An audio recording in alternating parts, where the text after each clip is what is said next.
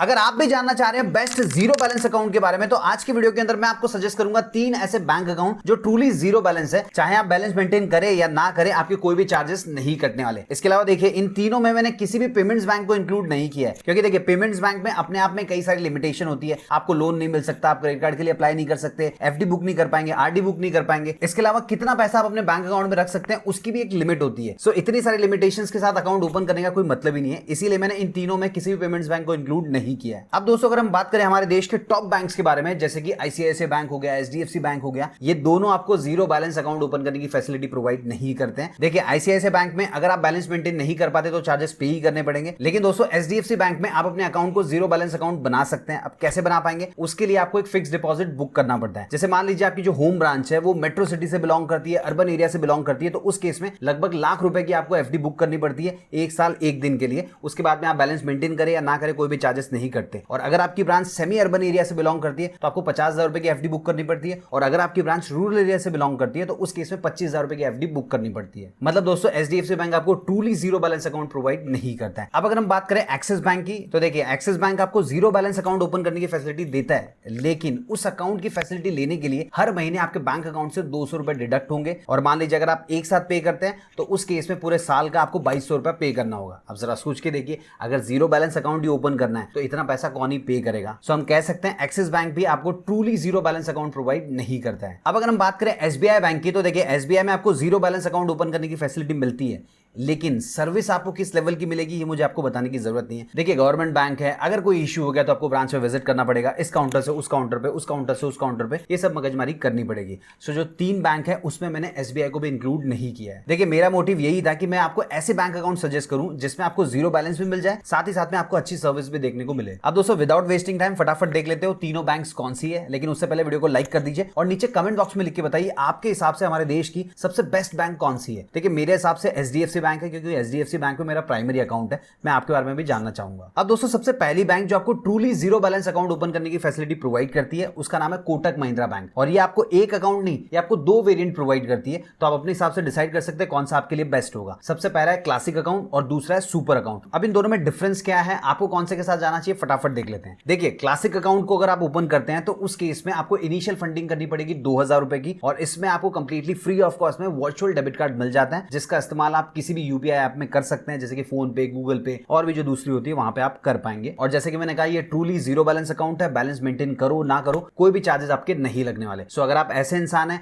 जिसको ब्रांच में विजिट करने की जरूरत नहीं है, एटीएम से पैसे विड्रॉ करने की जरूरत नहीं है, तो उस केस में आप आंख बंद करके कोटक 811 क्लासिक अकाउंट के साथ जा सकते हैं। लेकिन दोस्तों, अगर आप ऐसे इंसान है जिसको प्रॉपर्ली एक अच्छा अकाउंट चाहिए जिसमें ब्रांच में विजिट करना होता है, एटीएम से पैसे विड्रॉ करने होते हैं, तो उस केस में आपको कोटक 811 सुपर अकाउंट के साथ जाना चाहिए। अब देखिए, ये वाला अकाउंट ओपन करने के लिए आपको इनिशियल फंडिंग करनी पड़ेगी 10,000 रुपए की, लेकिन इस अकाउंट के अंदर आपको कंप्लीटली फ्री ऑफ कॉस्ट में अच्छा वाला डेबिट कार्ड मिल जाता है, जिसके अंदर आपको कई सारे बेनिफिट्स मिलते हैं। सबसे पहला बेनिफिट तो क्या है कि पूरे साल में आपको 6,000 रुपए तक का कैशबैक मिल सकता है। मतलब इस डेबिट कार्ड से जब भी आप स्पेंड करेंगे तो कुछ आपको कैशबैक मिलता है, और इसकी भी एक लिमिट होती है। हर महीने आपको मैक्सिमम 500 रुपए का कैशबैक मिल सकता है, मतलब 12 महीने में टोटल 6,000 रुपए तक आपको मिल पाएगा। लेकिन दोस्तों, इस अकाउंट के साथ 2 कंडीशंस हैं। सबसे पहली कंडीशन क्या है, अगर आपने सुपर अकाउंट ओपन कर लिया तो हर महीने आपके बैंक अकाउंट के अंदर एक 10,000 या उससे बड़े अमाउंट का क्रेडिट ट्रांजैक्शन होना चाहिए। लेकिन एक चीज क्लियर करना चाहूंगा, ये ऐसा नहीं होगा कि आपने 1000 रुपया, 2000, 3000, 5000 का ट्रांजैक्शन किया और जोड़ के 10,000 रुपया हो गया। ये एक ट्रांजैक्शन होना चाहिए 10,000 या उससे ज्यादा अमाउंट का। अब मान लीजिए अगर आप किसी महीने नहीं कर पाए तो क्या होगा, तो उस केस में आपके अकाउंट से कोई चार्जेस नहीं कटेंगे, बस आपको जो हर महीने का कैशबैक मिलता है 500 रुपए तक का, वो आपको नहीं मिलेगा। इसके अलावा ये सुपर अकाउंट ओपन करने के लिए आपको एनुअली एक फीस भी पे करनी पड़ती है, जो कि होती है 399 रुपए की। लेकिन दोस्तों, ये अमाउंट पे करने के बाद में आपको कई सारे बेनिफिट्स भी मिल जाते हैं, जो कि आप स्क्रीन के ऊपर देख पा रहे होंगे।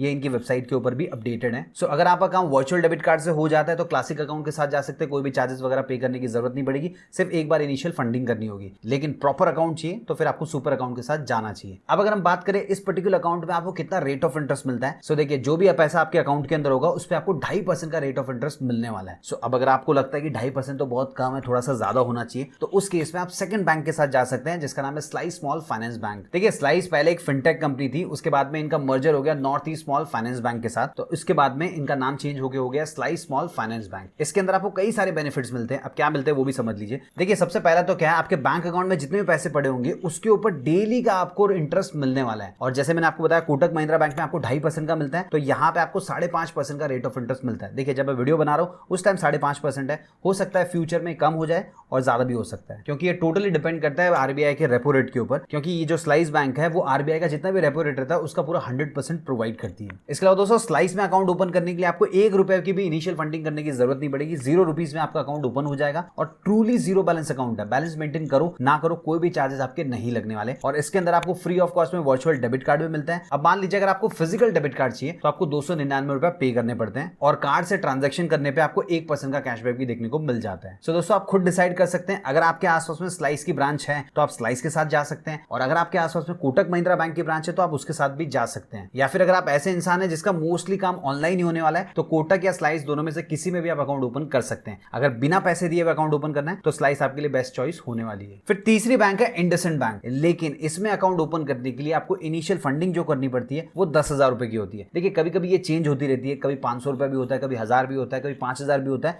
कभी 10,000 भी होता है। सो जब मैंने अकाउंट ओपन कराया था तो 5,000 रुपए पे करने पड़े थे। अब आपके केस में हो सकता है आपको 500 रुपए पे करना पड़े, या हो सकता है 10,000 रुपए भी पे करना पड़े। और इस अकाउंट के साथ भी आपको virtual debit card completely free of cost में मिल जाता है, और मान लीजिए आप बैलेंस मेंटेन कर पाए नहीं कर पाए कोई भी चार्जेस आपके नहीं लगने वाले। लेकिन अगर आपको फिजिकल डेबिट कार्ड चाहिए तो उस केस में यहाँ पे आपको सबसे ज्यादा पे करना पड़ता है, 500 रुपए आपको पे करना होगा। लेकिन दोस्तों अगर आपने 500 रुपए पे करके वो वाला डेबिट कार्ड ले लिया तो उसको आप कहीं पे भी यूज करेंगे तो बहुत सारे बेनिफिट्स भी मिलते हैं, जैसे कि अगर अमेजोन से आप कुछ भी परचेस करते हैं तो 5% का कैशबैक मिल जाता है। इसके अलावा बुक माई शो से अगर टिकट बुक करेंगे तो आपको बाय 1 गेट 1 मिल जाएगी। ऐसे और भी कई सारे बेनिफिट्स आपको मिल जाते हैं। अब दोस्तों चॉइस आपकी, आपको कौन से बैंक के साथ जाना है। अगर मैं आपको सजेस्ट करूं नंबर 1 पे कौन से के साथ आपको जाना चाहिए तो Kotak Mahindra bank, second number पे इंडसइंड बैंक और थर्ड नंबर पे स्लाइस बैंक। अब मैं ऐसा क्यों बोल रहा हूं, देखिए कोटक महिंद्रा बैंक, इंडसइंड बैंक पुराने बैंक है, अगर कोई भी इश्यू होता तो ज्यादा ब्रांचेस आपको देखने को मिल जाएंगे, और स्लाइस कंपैरेटिवली नई बैंक है इसीलिए मैंने थर्ड नंबर पे रखा हुआ है, अदरवाइज मैं उसे सेकंड नंबर पे रखता। सो दोस्तों अगर आपको स्लाइस में अकाउंट ओपन करना है तो ये वाला वीडियो देख सकते हैं, इसमें मैंने डिटेल में बताया है कि कैसे आप अकाउंट ओपन कर पाएंगे। और अगर आपको इंडसइंड बैंक में अकाउंट ओपन करना है तो आपको ये वाला वीडियो देखना होगा, इसमें मैंने complete step by step process बताया। इस वीडियो के अंदर मैं आपको सिर्फ और सिर्फ कोटक महिंद्रा बैंक का प्रोसेस बताने वाला हूं, क्योंकि देखिए अगर तीनों का प्रोसेस इसी में बताऊंगा वीडियो खामखा बहुत ज्यादा लंबा हो जाएगा। अब दोस्तों अकाउंट ओपनिंग लिंक मैंने आप लोगों के लिए इसी वीडियो का डिस्क्रिप्शन में दे दिया, आप जैसे ही उस पर क्लिक करेंगे आप इस पेज के ऊपर रीडायरेक्ट हो जाएंगे। आपको थोड़ा सा नीचे की तरफ आना है, सबसे पहले आपको अपना मोबाइल नंबर एंटर करना होगा, उसके बाद में अपना ईमेल आईडी एंटर करना होगा, फिर आपका जो रेसिडेंशियल पिन कोड है वो आप यहाँ पे एंटर करेंगे। फिर जैसे आप ओपन अकाउंट के ऊपर क्लिक करेंगे आपने जो भी ईमेल आईडी एंटर किया होगा उसके ऊपर आपको एक ओटीपी रिसीव होगा, उसे एंटर करके आपको वेरीफाई करना होगा। फिर दोस्तों ये वाला पेज आएगा जिसमें वेलकम लिखा होगा, तो सबसे पहले अपना पैन कार्ड नंबर एंटर कीजिएगा, फिर आपका जो 12 डिजिट का आधार कार्ड नंबर है वो एंटर करना है। फिर देखिए नीचे की तरफ एक चेकबॉक्स दिया है, इस पे आपको टिक करना है और प्रोसीड टू वेरीफाई के ऊपर क्लिक करना है। फिर आपके आधार कार्ड के साथ जो मोबाइल नंबर लिंक होगा उसके ऊपर आपको एक ओटीपी रिसीव होगा, उसे एंटर करके आपको वेरीफाई कर लेना है। फिर दोस्तों आपके सामने location access needed to activate account ये वाली स्क्रीन आएगी, तो अलाउ एक्सेस के ऊपर क्लिक करना, जितनी परमिशन मांगी जाएगी सारी परमिशंस को आपको अलाउ कर देना है। फिर दोस्तों आपके आधार कार्ड के थ्रू जो जो इन्फॉर्मेशन फैच की जाएगी वो आपके सामने आ जाएगी, आपका फोटो देखने को मिलेगा, आपका नाम देखने को मिलेगा और भी कई सारी डिटेल्स देखने को मिलेगी। फिलहाल हमने ब्लर किया हुआ है, और नीचे की तरफ आपको कुछ इन्फॉर्मेशन प्रोवाइड करनी होगी, जैसे कि आपके पिताजी का नाम as per your pan card, मतलब आपके पैन कार्ड के ऊपर आपके पिताजी का जो भी नाम लिखा है आप यहाँ पे एंटर करेंगे। उसके बाद में आपसे पूछा रहा है सिलेक्ट ऑक्यूपेशन, सो यहाँ पे मल्टीपल ऑप्शन है, आपके हिसाब से जो भी अप्रोप्रिएट लगता है वो सिलेक्ट कर लीजिएगा। उसके बाद में आपसे पूछेगा आपकी मंथली इनकम कितनी है, वो आपको अपडेट करना है। मेजर सोर्स ऑफ इनकम आपको यहाँ पे सिलेक्ट करना होगा, आपका मैरिटल स्टेटस क्या है वो आपको यहाँ पे अपडेट करना है। उसके बाद नीचे की तरफ पूछा जा रहा है मदर्स मिडन नेम, इसका मतलब होता है आपकी माता जी का शादी से पहले नाम क्या था वो आप एंटर करेंगे, उसे वापस से एंटर करके कंफर्म कर लेंगे। फिर जैसे आप प्रोसीड के ऊपर क्लिक करेंगे आपके सामने योर करंट एड्रेस वाली स्क्रीन आएगी, यहाँ पे आपके आधार कार्ड के ऊपर जो भी एड्रेस अपडेटेड होगा वो आपको देखने को मिल जाएगा। इनकेस अगर आप उसी एड्रेस पे रहते हैं तो आपको नया एड्रेस अपडेट करने की जरूरत नहीं पड़ेगी, लेकिन अगर आपका एड्रेस चेंज हो चुका है, मतलब आधार कार्ड पे तो सेम है लेकिन आप किसी और एड्रेस पे रहते हैं तो नीचे आप अपडेट कर सकते हैं। लेकिन हमारे केस में हम उसी एड्रेस पे रहते हैं जो आधार कार्ड के ऊपर अपडेटेड है, तो यहाँ पे ये जो ऑप्शन दिया गया इसको टिक कर देंगे। फिर जैसे आप प्रोसीड करेंगे यहाँ पे आपको ये बताया जाएगा कि वीडियो केवाईसी के दौरान क्या क्या चीजें आपके पास होनी चाहिए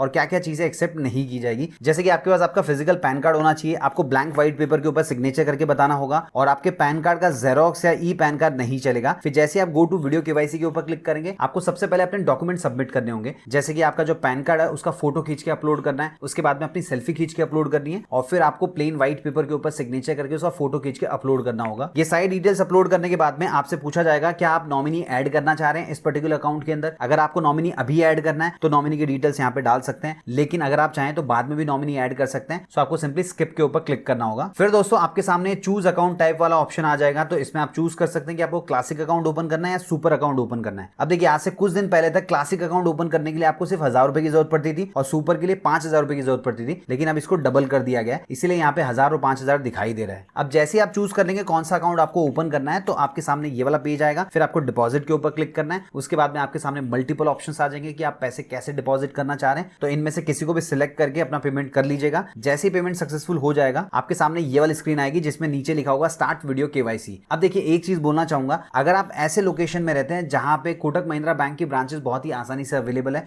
तो आपको वीडियो केवाईसी का ऑप्शन तुरंत मिल जाएगा। लेकिन दोस्तों ये भी पॉसिबिलिटी हो सकती है कि आप जहां पे रहते हैं वहां पे वीडियो केवाईसी का ऑप्शन ना मिले, तो आपके सामने ये वाली स्क्रीन आएगी जहां पे नीचे आपको बुक अपॉइंटमेंट का ऑप्शन मिल जाएगा। सिंपली आपको उसके ऊपर क्लिक करना होगा और उसके बाद में आप अपॉइंटमेंट बुक कर सकते हैं। फिर क्या होगा, कोटक महिंद्रा बैंक की तरफ से एक एग्जीक्यूटिव आपके लोकेशन पे आएगा और केवाईसी करने में आपको मदद कर देगा। अब मान लीजिए अगर आपको वीडियो केवाईसी का ऑप्शन मिलता है, तो जैसे ही आप इसके ऊपर क्लिक करेंगे फिर ये वाली स्क्रीन आएगी, नीचे की तरफ जितने भी चेकबॉक्स है सबको आपको टिक करना होगा और उसके बाद में एग्री एंड प्रोसीड के ऊपर क्लिक करना होगा। फिर दोस्तों आपका जो वीडियो केवाईसी वो शुरू हो जाएगा, मतलब कोटक महिंद्रा बैंक की तरफ से एक एग्जीक्यूटिव आएगा, वो आपको जो जो चीजें दिखाने के लिए कहेगा वो आपको दिखानी होगी। जैसे कि सबसे पहले तो आपका जो पैन कार्ड होगा वो फिजिकल पैन कार्ड आपको दिखाना होगा, प्लेन व्हाइट पेपर के ऊपर सिग्नेचर करके बताना होगा और कोई सवाल पूछे तो उसका जवाब भी देना होगा। और जैसे ही आपका वीडियो केवाईसी कंप्लीट हो जाएगा फिर आपके सामने ये स्क्रीन आ जाएगी जिसके अंदर आपको पूरी इन्फॉर्मेशन मिल जाएगी, जैसे कि आपका CRN, account number, IFSC code, सारी इन्फॉर्मेशन आपको देखने को मिल जाएगी। उसके बाद में आप कोटक 811 एप्लीकेशन को इंस्टॉल कर सकते हैं और CRN की मदद से लॉगिन करके अकाउंट को यूज कर सकते हैं। आई होप आपको वीडियो पसंद आया होगा। अगर वीडियो पसंद आया तो वीडियो को लाइक कीजिए, दोस्तों के साथ शेयर कीजिए और चैनल को सब्सक्राइब भी कर सकते हैं।